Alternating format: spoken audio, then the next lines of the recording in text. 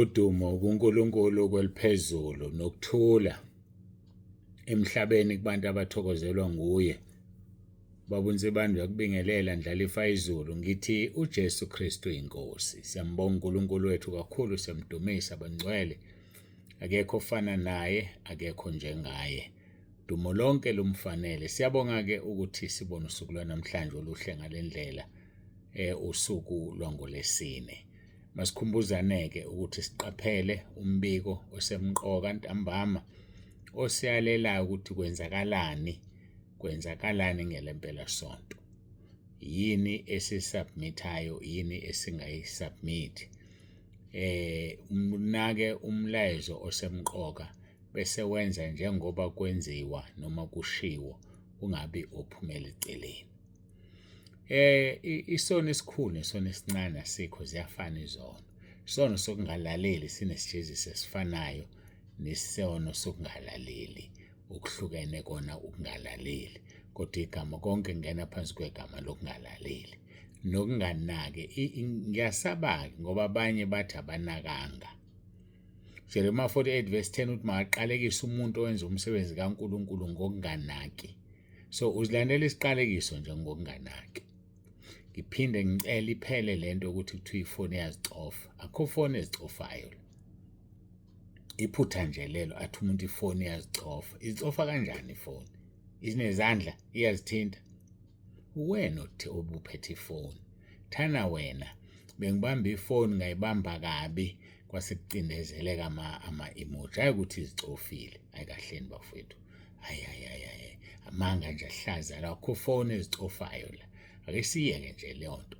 Ngoba uzojabule nje ududuzeke uthi ungikhohlisile kanti uNkulunkulu awuzange umkhohlise. Ayikho ifoni ezicofayo, ngeke uyithole futhi. Ize i-act yenze kwenza ngoba injani ithintiwe. Then umbuzo uthi ithinto obani, asingeni lapho. Uma ifoni kweyakho thina sazi ukuthi ithinto wena wafaka i-emoji. Musukusho ukuthi izicofile. Igama lokuyicofa masihlukane nalo bangcwele. Siyambonga ke kakhulu uNkulunkulu asingene enkonzweni. Bengilungisa nje ngoba ngifuna nonke nezulwini. Singakhohliswa uSathane siqamba amanga angekho. Amanga angekho nje lawo. Hayike kungakuhle siguqe sikhuleke sisondele kuNkulunkulu wethu bese siqhubeka nenkonzo yethu yosuku. uJesu Kristu inkosi.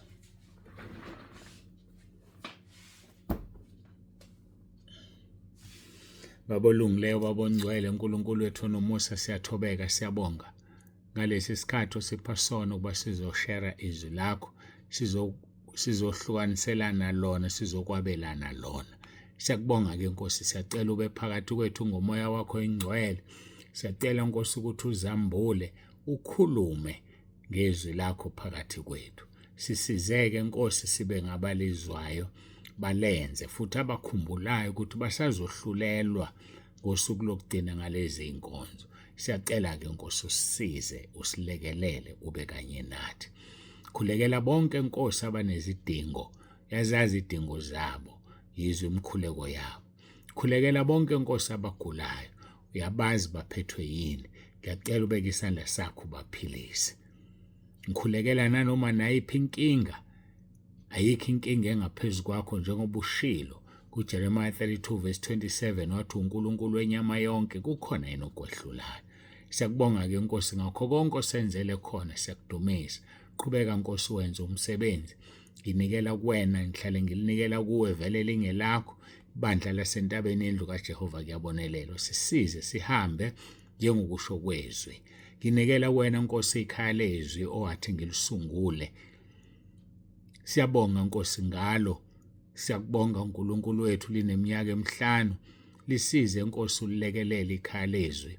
Lisize uNkulunkulu wami ube kanye nalo kukhona konke. Masisho ikhaya lezwi ke sisho abantu abasekhaya lezwi. Basize uNkulunkulu wami, khulume nabo uzambule. Lona loyo akhanye lapha ekhona. Lona loyo Nkosi aveza ubungcwele lapha ekhona. Lona loyo angenza ukuthi igama lakho lethukwe, igama lakho lijivazwe. Siyacela ke Nkosi ube nathi konke lokhu sikunikela kuwe nangawo lo mzuzu. Siyacela moya ongcwele ube phakathi kwethu uJesu Kristu inkosi. uJesu Kristu inkosi. uJesu Kristu inkosi. Amen.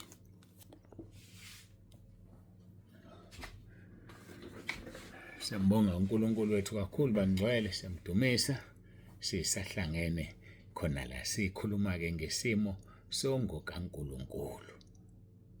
Isimo songo kaNkulunkulu amahubo uchapter 15 sofunda uverse 1 sigcine kuverse 5. Kodwa njengamanje ke sizobona ukuthi siqhubeka nani ngoba sikhulumile kabanzanyana ngoverse 3. Siqale ke kuverse 1. Jehova, kubani uyakuhlala etendeni lakho na? Kubani okwakhe entabeni yakhe engcwele na? Yilo ohamba ngobuqotho nowenza ukulunga, okhuluma iqiniso enhlizweni yakhe, ongahlebi ngolimi lwakhe, nongamoni umngani wakhe, nongamhlazi umakhelwane wakhe, obuka onengekayo ngokuzakumenyanya, kepha ebazisa abamesabayo uNkulunkulu, ofunga ngokuzakumlimaza nokho angalaphuli izwi lakhe, ongatsheleki umuntu imali yakhe ukuba izale, nongamukeli umvuzo ngongenacala, wenza lokhu akayokuzanyazanyiswa naphakade. Siyambonga uNkulunkulu kakhulu. Sithintile ke uverse 3 ngoba ubuke kuhlangene, sikuxoxele nje konke, ungahlebi, ungamoni umngani wakho, futhi ungamhlazi umakhelwane. Umakhelwane siyazi ukuthi umuntu esiphila naye.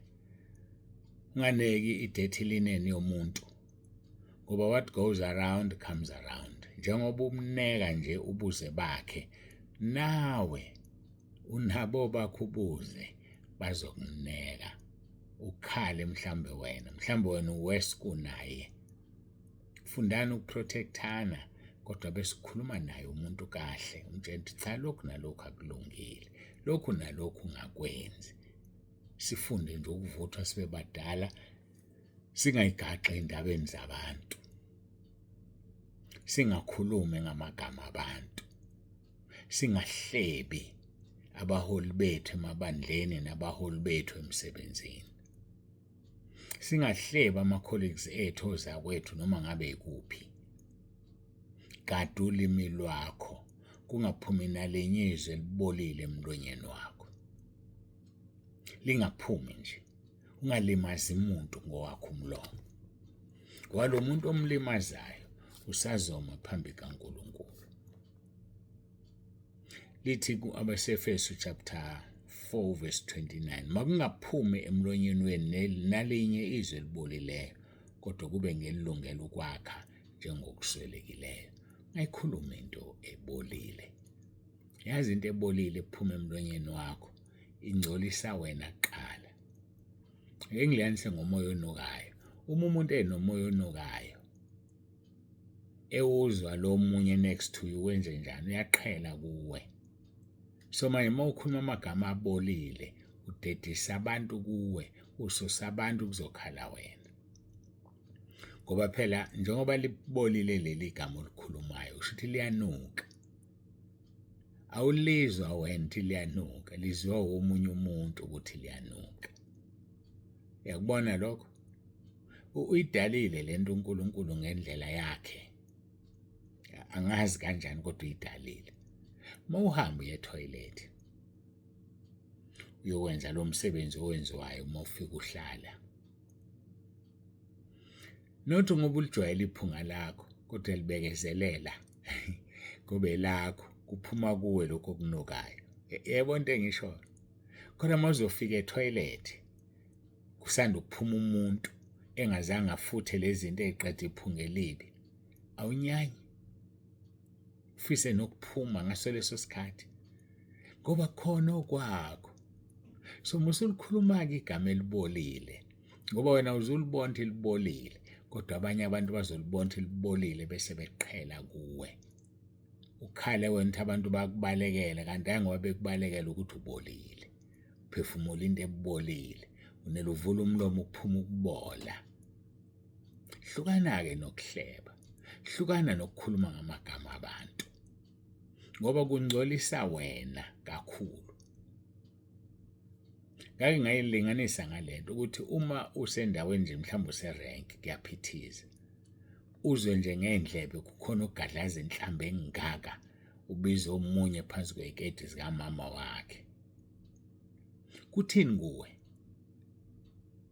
Ufuna ukubona othukwayo noma ufuna ukubona othukayo? Awunendaba nothukwayo, unendaba ubani kodwa ukukhipha inhlambe ebuhlungu kanje. Yabona lonto ingcolisa abani lo ikhiphayo.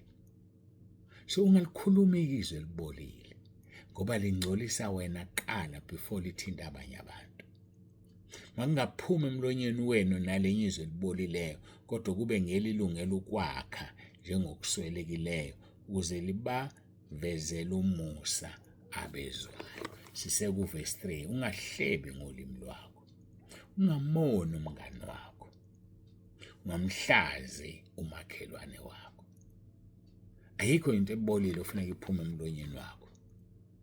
Lahla amanga, verse 25 Efesu 4, lahlana amanga nikhuluma iqiniso yilo naloyo nomakhelwane wakhe, lokhu singamalungu omunye komunye.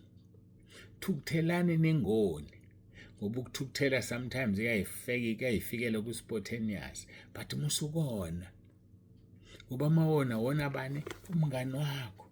Ungamona umngani wakho, ungamhlazi umakhelwane wakho, ungahlebi ngolimi lwakho. So lithi izwi ke thukuthela ungoni, ilanga malingashoni usathukuthela. Hamba ubuyisane nalo muntu, hlale phansi uzithobe. Ngiyaxolisa sibanibani, ngenza into enje ngakucasula, ngiyaxolisa sibanibani, ngikhulume kabi kanje. Ayikho into esuka kuwe ngokuxolisa, kodwa kwenza ukuthi ukwazi ukuphila iminyaka emide emhlabeni, kwenza ukuthi ukwazi ukuphilisana nabantu emhlabeni. Malingashoni nje ilanga uthukuthele, kusho ukuthi malisushona ilanga unequbu. Bese lithi verse 27, ungamniki uSathane indawo ngoba ngesikhathi uthukuthele usunika uSathane indawo. Musukumnika uSathane indawo ngoba uma wenza lokho wenza into ebuhlungu endlela emangalisayo.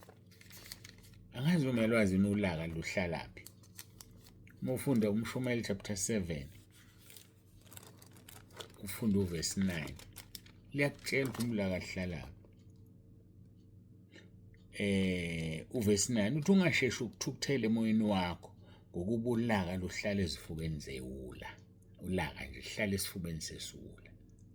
Umuntu othukuthelayo, umuntu onesififane, umuntu ocasuka manje, isuwula lo muntu. Lisho njalo iBhayibheli, akusho mina. Ulaka lihlala esifubeni sesiwula. Nezingane seziyakwesaba uyathetha. Fuqabane nobaba wekhaya lapho uzokukhiphela einganeni. Ngoba nawe ukhiphelela kwehlela ngakhona. It's wrong. Xoxisana nobaba wekhaya nilungise le ndaba yolaka. Lungaba kuwe njengomama, lungaba kuwe njengobaba, kodwa luyeke nje ulaka lufuneki, ulaka luwakho umuzi. Alikaze nje futhi luwakhe nangelilodwa ilanga. Yekani ukuxabana. Angazi nibangani ngempela. Wazobhala la umpostoli uPawuli etshela amadoda ayaziwa. 1 Timothy chapter 2 verse 8. Ngalokho ngithanda ukuba amadoda akhuleke ezindaweni zonke, ephakamisa izandla ezingcwele.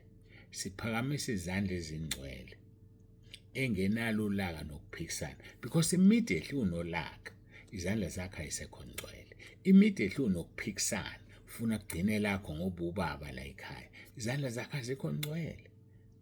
Ubakhulekela kanjani abantu umfundisi uxabene nomama ekhaya? Ubakhulekela kanjani abantu umfundisi uxabene nezingane nizwana? Ngisho mina izingane zakho izalayo yini oyishumayelayo?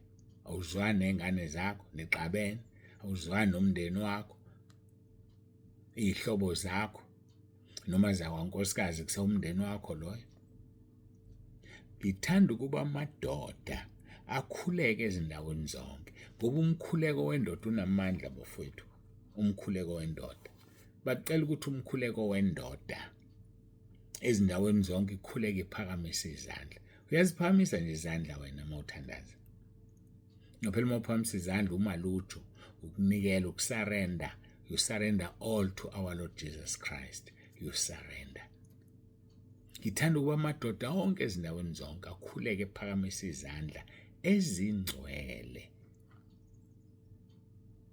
Hayi izandla ezibhansa abantu besifazane. Hayi izandla ezithinta izinqa zabantu besifazane. Sekuze kwakuwe nje kwasegazini ngathi umdlalo. Kanti akona umdlalo lo. Mhlambe mawusukwenzile wena uba satisfied. Enhlizweni yakho usulalile naye. Noma wena ngesikhathi ukwenza mhlamba unakanga kanti usumlimazile loya. Ngesikhathi elimele lovukelwa inkanuko igazi lakhe lizofuna kubani. Izwi lenkosi lithi owesilisa makangamthinti owesifazane. AbaseKorinte lapho. Lithi uthi indoda mayingamthinti owesifazane. Siyadlula la kuphakamiseni izandla. Lesibheka AbaseKorinte chapter 7 uverse 1. Maqondana nalokho enalo bangakho kuhle kumuntu kuba ngamthinti owesifazane. Umoya kwelesingisi kusho utouch. Hayi ukuthi ungamthinti ngoba anisuhlangana cha. Kuhle nje ukuthi umuntu kuba ngamthinti owesifazane. Don't touch a woman. Don't touch a woman. Noma kwenzekeni ungamthinti. Ingakho ke la ebandleni entabeni we don't support ama-hugs. Asihagani owesilisa nowesifazane. Why singahagani? Ngoba khona nanama-perfume avusa inkanuko. Uzongena ekhwapheni lale ndoda. Suke lapho seyisekonakele. Usuyifuna la usune-crush. And nabantu abakubeka izandla bagade. Bagade abantu bakubeka abakubeka wena izandla. Ngangakhuluma nenye ingane yangitshela into ehlazo ngikwesinye isikole ngiyoshumayela. Ithi kodwa wangazi uma ungangisiza yini baba. Ngalimala. Bengiziphethe kahle. Ngimkhonza uNkulunkulu. Ngazi uma nawe uyafana nalabo befundisi. Kodwa ngidinga usizo. Yini ngane yami? Ngakhulekela omunye umfundisi. Ngayinkanuko engaba nayo kusukela lapho. Mangihlala nomuntu wesilisa ukuthi angiveke ngimbambe ngimginqe, ngimtshela ukuthi akangenze. Ngingenandaba ukuthi kukuphi ngisho ema-premises nesikole. Ukubekwa izandla inoma ubani. Ubekwa izandla indoda ehamba ibhansa abanye besifazane. Ubekwa izandla indoda ehamba ilala nabanye abantu besilisa. Badumile abafundisi ngalokho ukubamba abafana abancane. Kunzima bafowethu ukukholwa. Bambisiso nakho. Bambelele ebandleni lakho uma ulibona ukuthi liyaphila, libambe ngezandla zombili. Funa ushelele kanti usuya kwelimbi. La uzofika ube isigqila sesono, isigqila senkanuko. Bambelela ngiyakutshela. Kubi laphandle. Ubekwa izandla inoma ubani, uyazi lo moya kufaka wona. Awuwazi. Qaphelani bafowethu ukuthi nihamba kanjani. Yekani ukuthanda imangaliso ngoba lo mfundisi wenza imanga awazi ukuthi amandla uwathathapho ukwenza lezi imanga. Aphuma kwaSathane esihogweni noma aphuma phezulu ezulwini. Yekani ukuthanda imanga. Yenzizwe uthi uJesu okholwa njengokusho kombhalo. Isini sakhe kogobhoza imfula manje. Befanele sizihluphe ngokufunda izwi. Sizihluphe ngokunamathela ezwini. Sikhohlwa abanye abantu. Ngoba umuntu ngeke akwenzele lutho. Ngamsaba omunye umuntu. Matthew chapter 10 verse 28. Ningabe saba abantu ababulala umzimba bengenakwenza lutho emva kwalokho. Mesabeni othi sebulela abe namandla ukubhubhisa umzimba nomphefumulo esihogweni. Asiyeke ukusaba abantu. Ngeke basenzele lutho. Uyeke ukwenza into ngoba ujabulisa umuntu. Stand for what you believe in. Imele into okholelwa kuyona. uNkulunkulu uzokusiza. uNkulunkulu uyakuthanda. Uyayazi imizamo yakho. Uyakwazi konke osukwenzile kuze kube manje uzama ukumkhonza ngeqiniso. Musuthatha-ke yonke le mizamo yakho uyichithe, uyisakaze nje uyilahle. Ngavumela uSathane akutshela ukuthi engani wena wenza ukuthi cabanga ukuthi uyakholwa. engani wena wenza ukuthi ngeke phela ungene wena ezulwini kanti uyena nomahluleli. Awuhlukane noSathane wena, awusiyeke nje uku-entertain uSathane. Mkhonze uNkulunkulu, hambe ngobungcwele, khuleka uphakamise izandla ezingcwele, ungabi nalo ulaka nokuphikisana. uNkulunkulu akasize bafowethu, ulaka lihlale efubeni zewula. Ungasheshi ukuthukuthela emoyeni wakho ngokuba ulaka lihlale efubeni zewula. Ngakho-ke ongahlebi ngolimi lwakhe, ongamona umngani wakho, okungaphumi izwi elibolile, onganiki uSathane ithuba, ongamona umngani wakhe nongamhlazi umakhelwane wakhe, ilabo abazohlala etendeni likaJehova, ilabo abazokwakha entabeni yakhe engcwele. Hayike siyambonga uNkulunkulu kakhulu kuze kube manje. Ngicela ukuthi ngiguqe ngithandaze. uNkulunkulu akakusize, ngeke ukusize ukuphila nabantu. Ngabesaba abantu, mesabe lotho esebulele abhubhise umzimba wakho nomphefumulo esihogweni. Hayi uhamba usaba bonke abantu laba, bangeke bakwenzele lutho. Umuntu akalidalanga izulu, umuntu akasenzanga isihogo. Ngisho umfundisi wakho akenzanga isihogo, akenzanga izulu. Ngisho ubaba uNsibande akalenzanga izulu, asenzanga isihogo. Umsabani? Mesabe lotho esebulela phonse esihogweni. Yenza izwi lakhe, bambukusho kwakhe, uzophumelela. Basiguqe sithandaze.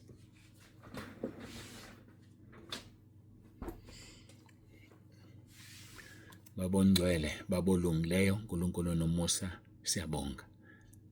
Siyakubonga nangaleli thuba. uNkulunkulu wethu usukhulumile ngomoya wakho ingcwele. Bathinta abantu ezindaweni zonke. Khulisa Nkosi ikhaya lezwi. Khulisa Nkosi ibandla liku-YouTube. Khulisa Nkulunkulu wami intaba yendlu kaJehova kuyabonelelwa.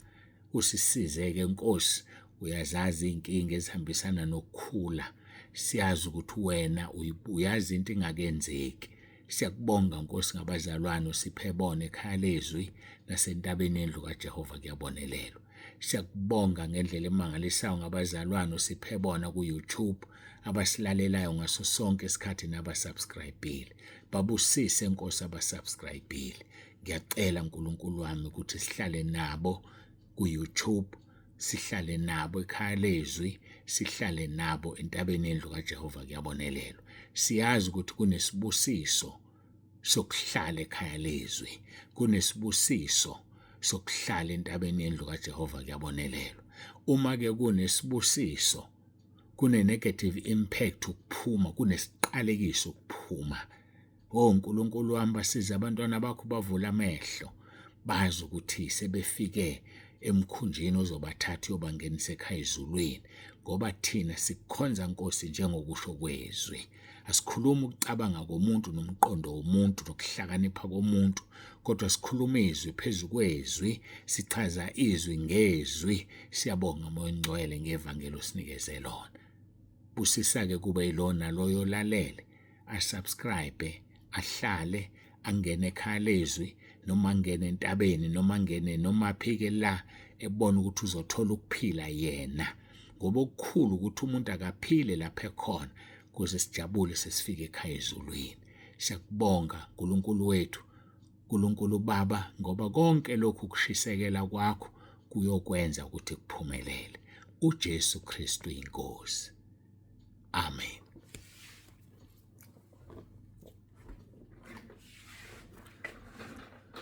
Siyambonga-ke uNkulunkulu wethu kakhulu. Baba uNsibande uyabonga, Baba uNsibande uyavalelisa, uthi ube nosuku oluhle. Nginithanda nonke emakhaya. uJesu Kristu inkosi.